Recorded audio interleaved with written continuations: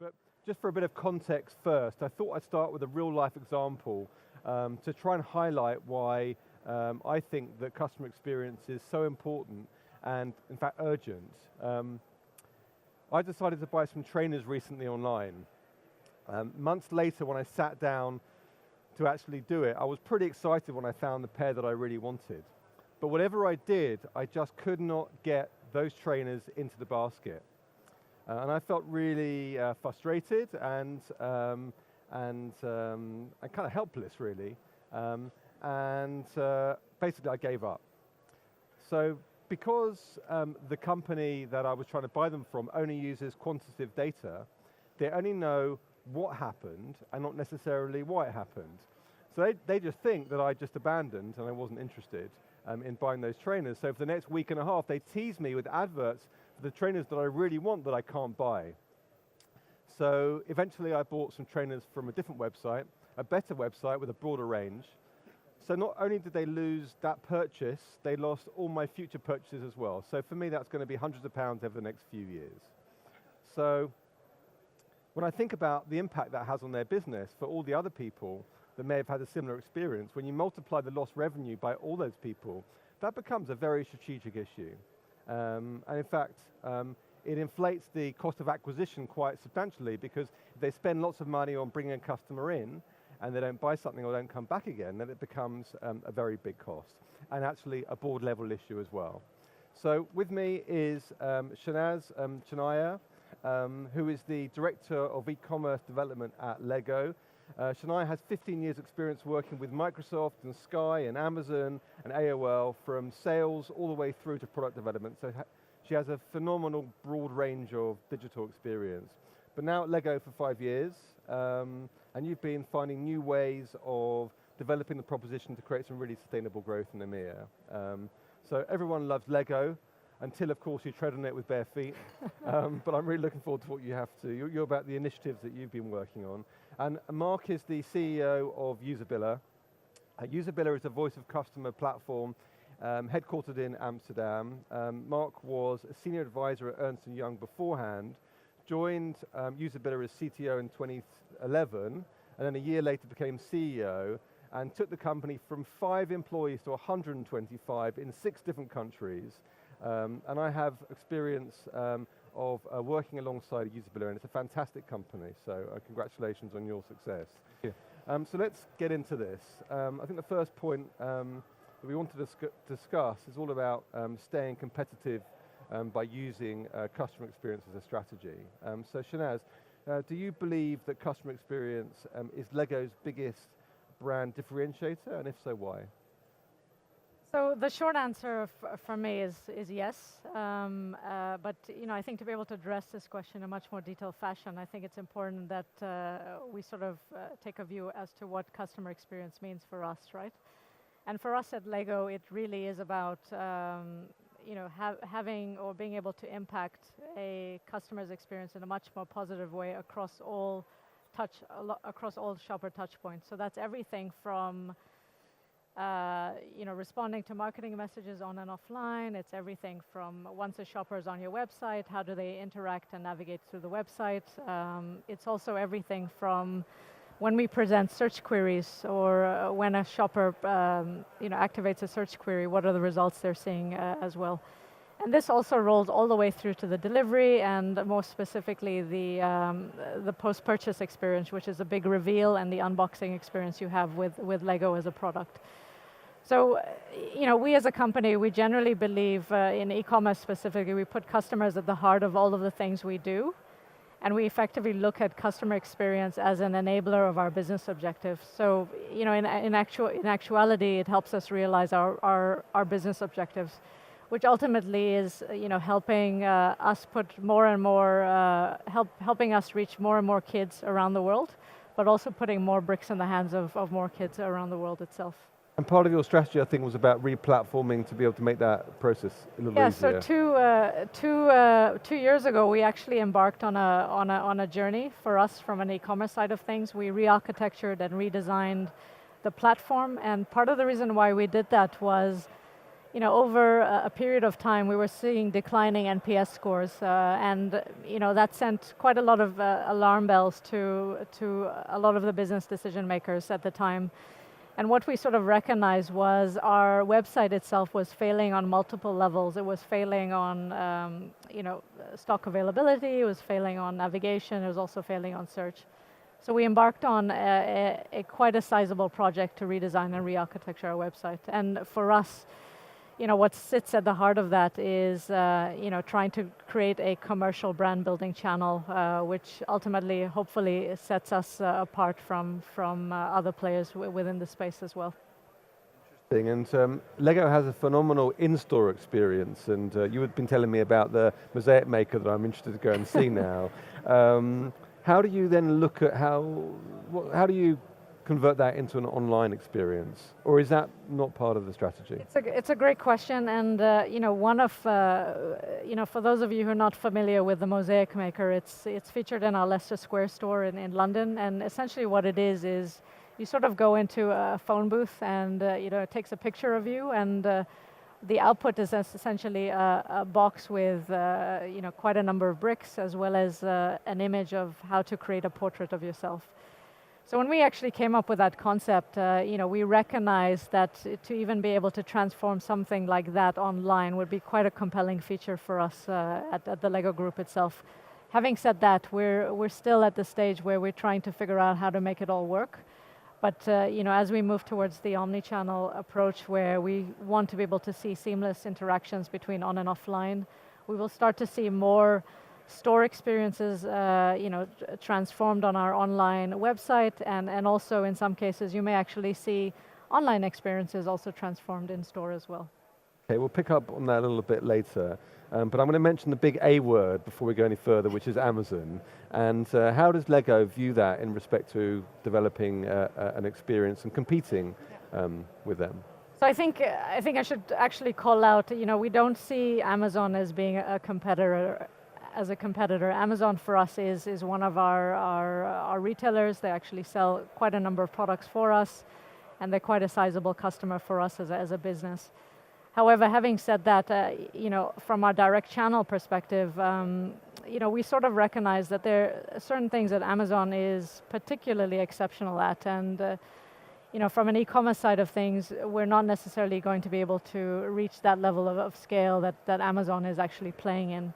And so what we try to do is differentiate ourselves on other elements within the website itself, and try to make these core and essential part of our value proposition. Almost itself. More of a destination, yeah. Correct. Yeah, interesting, rather than just a transactional platform. That's a really interesting way of differentiating. Mark, so it'd be interesting to find out from you how you believe that organizations should be future-proofing their digital customer experience. Yeah. So a recent survey, which was actually, the research has been done by one of the MPS founders, it basically showed that 80% of the organizations think they are offering a great customer experience, but only 8% of their customers actually perceives it as a great customer experience. So you see that there is a big misalignment there, basically. And what we also should really understand is how the customer perceive the customer experience is actually reality for organizations like, in this case, Lego.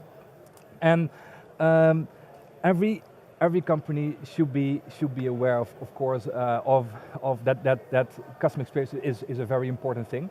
But what you see nowadays is a lot of companies are performing very superficial changes. They're basically putting patches on things. They're not making change as a part of their real core organizations, and this is where the biggest challenge lays for organizations. And this is also where basically tools come in, where you can measure your user experience. And what you sometimes see if you do a post-purchase survey, that survey is being sent out way after the actual survey has been done. So you don't get real-time insight at that actual moment. That's going to result in a very different response, because people have calmed down by that stage, right? Definitely. So what we are seeing, and what we think where you can get way more value, is to ask the right questions at the right time. So you want to get continuous feedback on your platforms. This can be email platforms, websites, and also apps. And this can be done with the Decibel Insights experience score, for example, or with our mood rating or customer effort score. This is where you can really get the great, where you can really get great insights from. And it's interesting, I think sometimes we don't anchor the concept of digital customer experience in the fact that it's all about building customer value. And we'll play into that a little bit more in a bit. Okay, let's move on a bit, because I think when you try and develop experiences, you need to understand whether you're actually improving them. And I think it's been typically very difficult to measure that. So from a KPI perspective, Shanaz, how do you benchmark a successful digital customer experience? I think as a starting point, and I don't think this is unique to Lego, right? You often take a look at the retail landscape that exists out there, and you try to have a good sense of who's playing in this space and doing it really, really well. So what customer experiences are excellent, what customer experiences are okay, and what experiences are potentially not what you'd like to replicate yourself. So I think that would be the starting point. But essentially what we do at Lego is, we've got a fixed set of KPIs that we look at, and these range anywhere from the traffic we're seeing on the website, to average order value, to revenue, to the number of orders, to engagement metrics such as page views per unique user, and then also page views that and time spent online. So we look at quite a number of metrics to determine whether we're moving in the right direction, or at least moving in the right direction that meets the expectations that we have for our shoppers as well. Now because I pre-warned you I was going to challenge you on this, because those sound to me like very quantitative metrics and not necessarily an understanding of the qualitative experience people have. And I'm talking about measuring clicks as opposed to what happens in between the clicks, because that's where we really learn around how someone's behaving and experiencing something. Have you been addressing that area at all? Yeah, I mean, it's an interesting one. As a company, we look at NPS regularly. We have post-purchase NPS, which measures how satisfied are you once you've received the item, and those scores tend to be reasonably high because we've got Lego in the hands of kids at that point in time, which is fantastic. We also measure browser-based NPS, which is a survey that is a pop-up that comes to shoppers and asks you a series of questions as to, are you seeing any friction points on the website, etc. So, what I would say to that is, NPS tends to be our qualitative metrics that we look at, or our qualitative measures, and the way we use those in sync with our quantitative measures is, when we do see an issue in real time, I think it's the verbatim or the color commentary that comes as a result of NPS, which gives us a lot more insight as to how people are feeling about their interaction with shop.lego.com. Dare I say you're also using Decibel's DXS score as well? We are. Okay, good.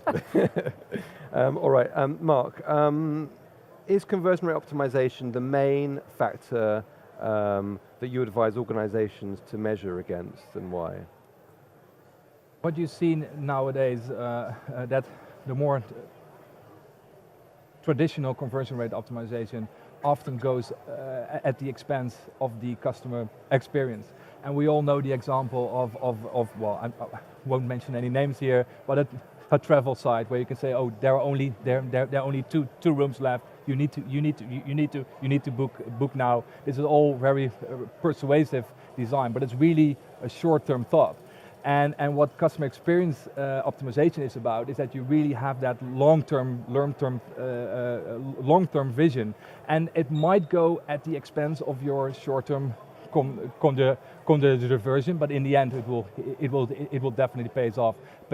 And I think the example that you gave in the beginning about the shoes, I think this is a perfect example of that. Yeah, it's interesting. You're basically saying that optimizing certain parts of a website or an app, it's just about persuading someone over a line, isn't necessarily about looking holistically and making sure it's a pleasurable experience. And this, I think, comes back to this idea of building long-term or lifetime customer value. Yes. Yeah. When you're thinking in those terms about bringing customers back again and again, you'll think quite differently about trying to get them to make a purchase just then and a one-off. Yeah.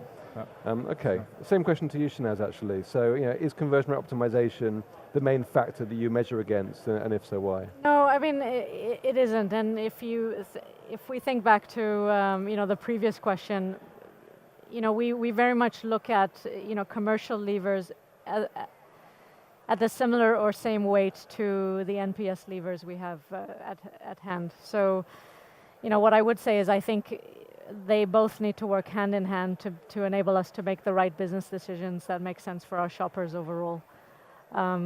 Would they come at an expense? Probably not. I think I think when we look at quantitative measures, it's very much short term, and it's very much real time in terms of how we assess the measures. But I think fundamentally what we're trying to do is just make sure that we can have synergies between both metrics to help us make the right choices for the shopper. The experience that I've had, there's a series of stages an organization goes through digital maturity, and one of the biggest factors is sharing of metrics and data to be able to align themselves and break down some of the silos. How does Lego address that challenge? I think at the outset, what we did is we very much created a small team of folks who actively inputted into the process, and that process allowed us to align on the metrics which we felt were important for us as a business. So I think we started that at the outset, and that certainly helped because it helped everybody get on the same page in terms of what we considered the right metrics to look at, and we wouldn't be in a stage where, at some stage you get another metric which you have to think about, a little bit later. So right up front, you agreed these are the measures we're going to use. Correct. And that was cross-organization. So we agreed on the metrics. We also agreed on the reporting tools. We also agreed on how the data is presented, and and we also agreed on the types of insights we want to be able to yield from these types of metrics. And essentially what happens as a commercial owner at Lego, for me, essentially I look at the data pool on a daily basis, and then what we also do in addition to that is we've got a monthly Voice of the Shopper session where all of the full e-commerce team comes to a session where we discuss customer service, how customer services are seeing basic insights. We also look at the NPS verbatim commentary, and we intrinsically decide on what we'd like to focus on for the next month in terms of new product developments as well as initiatives and activities as well. And how high does this run in the organization? I mean, is this very much a top-down kind of way of thinking? Is customer experience baked into the overall strategy of the business? I would say so. At least within within e-commerce, we certainly think that way. I think it's important, as I mentioned earlier, I think it's important that when we think about customer experiences across the full shopper journey, so regardless of the area that you own, we sort of recognize it's the collective that makes the shopper experience a positive one. It's not the individual piece that does that. And to what degree do you liaise with the offline team, the store team, to make sure that there is consistency amongst the two? Are they part of this whole measurement strategy? Or? So at the moment, in terms of our monthly Voice of the Shopper, they're not currently. However, we do have ambitions where we would like to integrate more and more teams into the monthly Voice of the Shopper. And the idea behind it is we are all privy to the same information that can all, again, help us make the right informed choices. From your past experience, do you think the fact that this is a core part of the strategy, that this is what's making the project so successful, or as opposed to like an initiative, does it feel like that's one of the success factors? I mean, I would say so. We did redesign, re-architecture the website 2 years ago. We're already seeing the fruits of our labor with not only a new site, but also with the way we work, right? So there's a lot of new ways of working that we've also implemented, which are also helping drive the growth that we're seeing currently. And that comes in the form of agile ways of working. It comes in the form of using data to make informed commercial choices, et cetera, et cetera. Mark, I just wanted to come back to a point that I think you mentioned previously before we came on stage around Coolblue and Farfetch, and about the importance of disruption and how that for some digital natives that it's in customer experience is like a really important factor in choosing what company to do business with. Yeah. So I'm not sure if you're familiar with the company, but Coolblue is a very, nowadays it's a very large online Dutch retailer, a fast-growing Dutch retailer as well, and they try to be they try to be to have their full customer experience in their full customer journey in place. So they are, as an online retailer, you might also be dependent on external parties, like the Dutch Postal Service to offer the packages. They decided to do their own delivery service, and this way they can basically measure their full customer journey. And by 2020 they expect that customer experience will take over price as an actual differentiator to the buyer. And you see that already happening there, because Coolblue isn't the most cheap one to buy, but their experience is so perfect that people will buy there. So they almost didn't trust anyone else to do parts of the job. They want to make the experience good.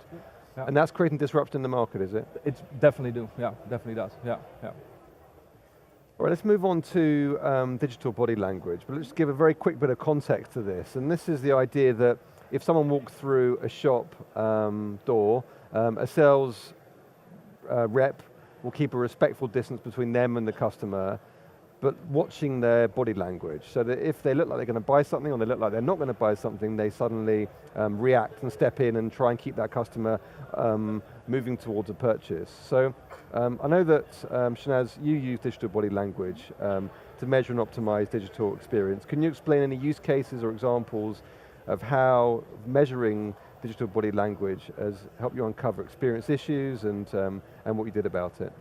Yeah, absolutely, it's a great question. You know, we utilize Decibel as a service for a number of things, right? But the most recent examples that I can think through is we utilized session replays as well as the funnel analysis functionality. And essentially, what we were finding within our checkout experience specifically is people coming to the checkout, and we're scrolling down and we're just seeing the length of the form itself that they had to fill out, and it was feeling a little bit off-putting from a shopper experience perspective. And what we were seeing with our shoppers during this use case is people were either exiting or going back to the homepage. So essentially, we were losing the sale in that instance. With the likes of Session Replay as a tool, what we were able to do is discover, this pain point or this point of friction for our shoppers itself. And as a result of that, we've actually implemented a very a slight optimization on our original checkout, where we've divvied it up into multiple pages. So it's shorter forms, but over a series of multiple pages, and that's actually helped from a abandoned cart perspective. And what we were also finding that what we also did was we allowed for collapsible fields where it doesn't look like the form is quite extensively large. So that's one of the examples that we've utilized digital body language to tell us sort of what to do and how to optimize the site. Another example that we recently found as well, and when we re-architectured our website, we actually moved to a single-page web app architecture.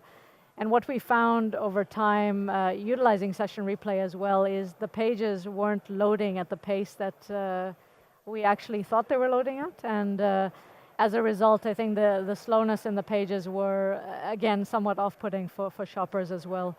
And as a result of that piece of insight, we've made huge strides on the site speed perspective, and we've been able to reduce our site speed over the course of a couple of months by at least 1 second, which if you try to translate that to a commercial revenue number, it's quite sizable from a Lego Group perspective.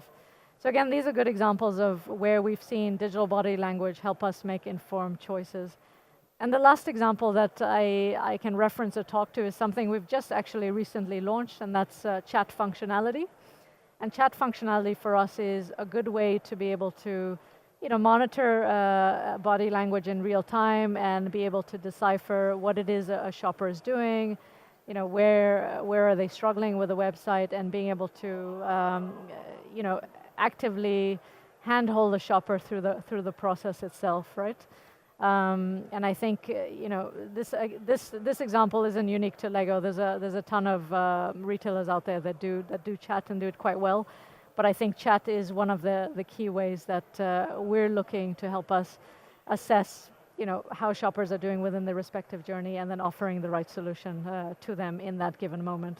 All those areas sound to me like being more empathetic to the customer. You talked about before putting customer at the heart, but in some ways it's also making it a more empathetic experience for them. It's thinking from their perspective and how they are interacting with your interactivities to be able to make it as fluid as possible. Mark, let's move on to sort of the biggest struggle in creating experience. So what do you believe is the biggest barrier organizations face in optimizing digital experience? Yeah, I think there are basically two biggest barriers, and one of them is, I think, really change, because a lot of companies say they're offering a great customer experience, but I don't think they actually do, or their customers don't think they actually do. And there is so much data within an organization, but you really need to empower teams within an organization with that actual data. Use it as a kind of catalyst within your organization. Secondly, is you need to know what you need to prioritize. We're all building e-commerce platform, but you need to know what you need to build first.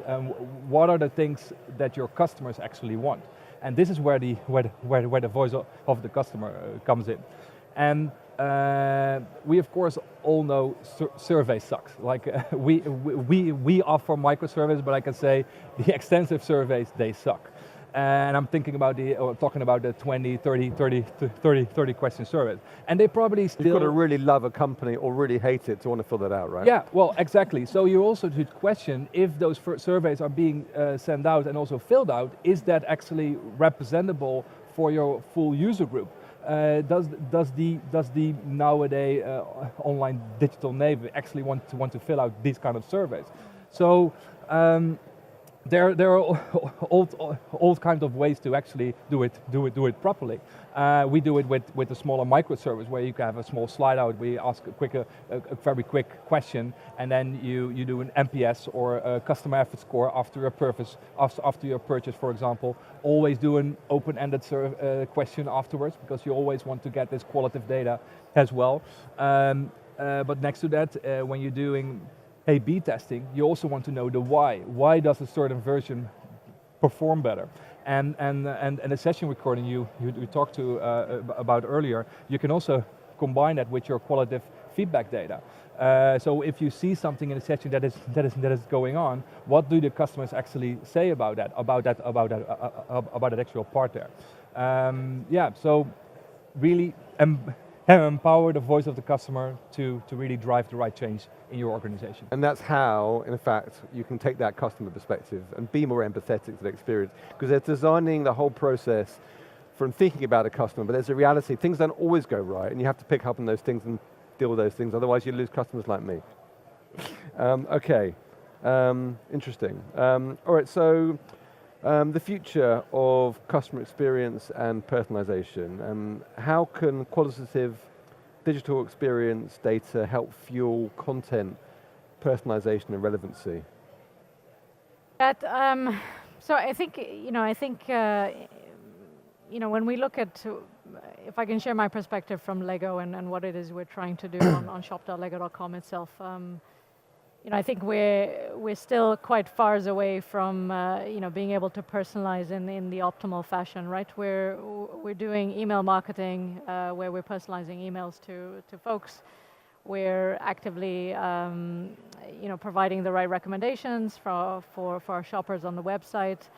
But I think if we think about the long term in terms of where you probably want to get to with any e-commerce site, is being able to personalize the full experience from end to end. And again, starting from the marketing messages you're receiving right through to the the unboxing or that the big reveal moment you have with your product itself. So that's that would be the end goal from a personalization standpoint. And how do we use qualitative data to help formulate that? Ultimately, I think for us, it's going to be really about trying to understand who our shoppers are, what do those personas look like, and being able to serve up the right content at the right time to these individuals itself. Yeah. Mark, same question to you. Yeah. So throughout the years, we learned that our users using this qualitative experience data to really verify the assumptions they have about their actual users. But next to that, there's also a portion that there are these unknowns in the organization, and this is where the real power of the voice of the customer lies. And how you can use that in personalization. A very practical example: we are with multiple of our customers.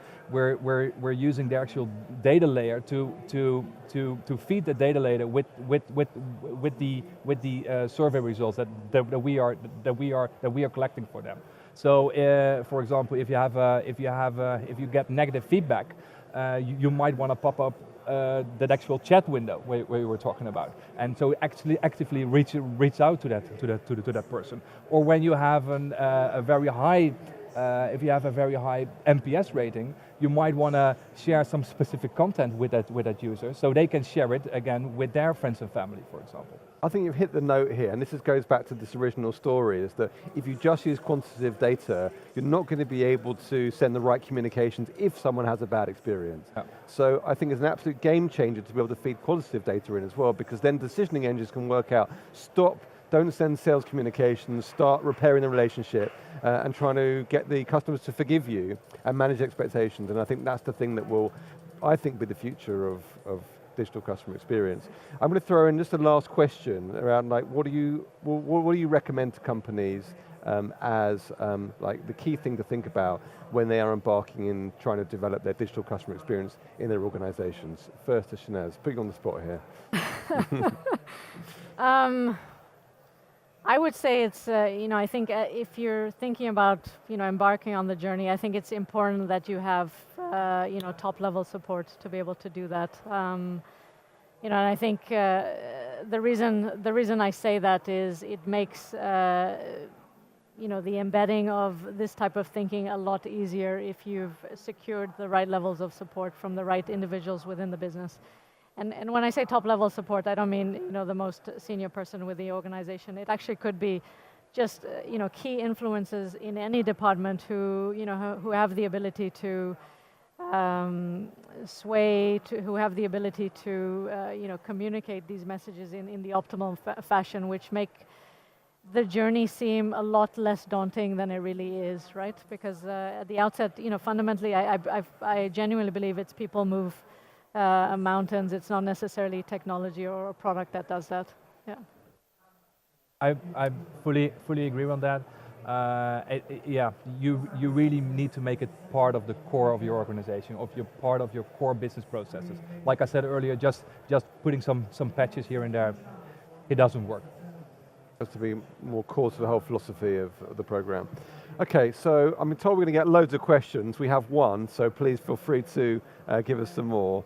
The question, I think, to Shanaz, how did you tackle the restructure of your website, and did you use or consider microservices? Great question. So, essentially what we did was we decoupled our front end from our back end. And essentially the reason we did that is we wanted to be able to iterate and optimize in a much more seamless fashion, in a much more iterative fashion, in a much more speedier fashion. And a lot of the insights were telling us that there are a lot of UX improvements that we needed to be making from a front end perspective, and what was holding us back was the fact that our back end and our front end were connected to each other. So I think now that we have that, we're able to move in cycles of 2-week sprints, and that's allowing us to get more features out the door, more UX improvements out the door, etc. And did you use or consider microservices? Yes, absolutely. We moved towards an API microservice model, whereby each aspect of the website has is considered its own microservice as well. And the benefit behind doing it that way is if one aspect of the website fails for whatever reasons, you don't actually have to.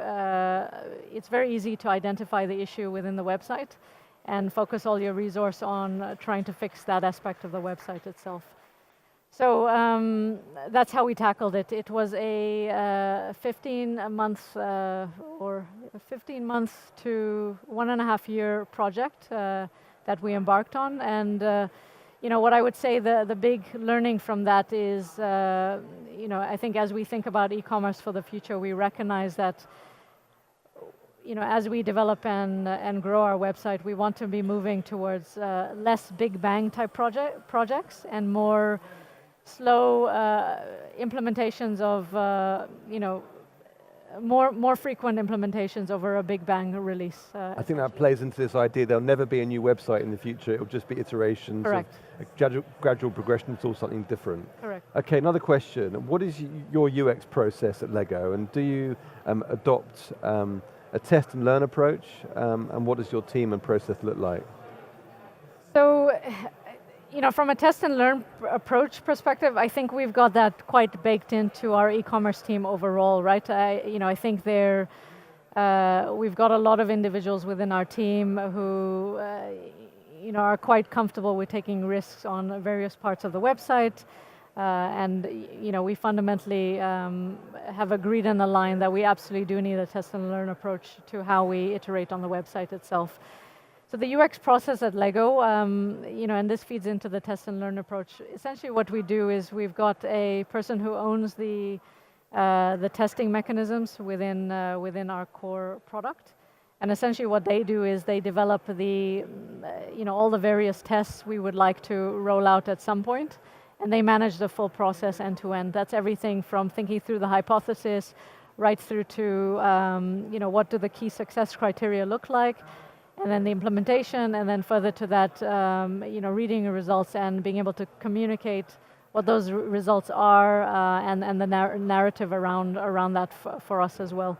I think one of the other things we've also done within the e-commerce team as well is, we actually have, we're building a development team in the UK specifically, and what we've done there is we've tried to bring our designers very close to the developers. And the reason behind doing that is we're able to see quite easily, is it easy to roll out a piece of functionality, given you've got the developers giving you advice along the ways as well. And also fundamentally, the developers are also talking to our UX people, and they're essentially saying, have we considered doing things in this way, because it may add value to a shopper as well. So hand in hand, the test and learn approach as well as our development processes we have in place are working very collaboratively with each other to just make sure we're rolling out features in an optimized fashion. Excellent. I hope I've answered that question. Yeah, I think excellent answer. Yeah. Okay. So another question. This one's for both of you. Out of all the experience changes, Mr. Mark, I'll start with you. Out of all the experience changes your clients have made or you've been party to, which one do you think has made the most significant difference? Well, I'm going to actually... And by the way, we could tie this in with the other question, which is how did you prioritize that? Yeah, but I will give actually this answer from a company point of view, so not from a vendor point of view. Okay. Because I think from us as a software organization, we introduced a customer success team in 2014, and that's been a huge improvement for That is not very digital though. Sorry? That's not very digital. Well, it is for us as an organization, of course.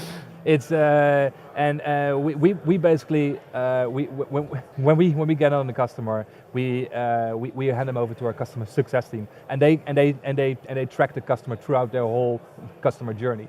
And by introducing this team, this has had the most impact for us. What's interesting from your answer is how satisfying it's been for you to give your clients such a good customer experience. Yeah. It feels good. Yeah, definitely. Same question for you, Shanaz. And I've forgotten the question actually. Oh, so. Okay. Out of all the experience changes, which has been the one that you're most proud of, let's say that? I would say at the moment I would probably say checkout as a collective e-commerce team, right? And fundamentally part of the reason why we are proud of that is, I think it's the area which I think is going to have the most impact from a shopper perspective and getting people through the purchase funnel. And also, it also ultimately it's also going to make the speed of transaction a lot simpler for our shoppers. So it's not the sexiest idea, but it's the one that I think. It's the business end of and when we talk about experience, we often are talking about checkout because we know the pain that can cause. Okay, thank you very much, both of you. Some really interesting responses there. Actually, got one more question. Should we quickly? We're okay? Okay.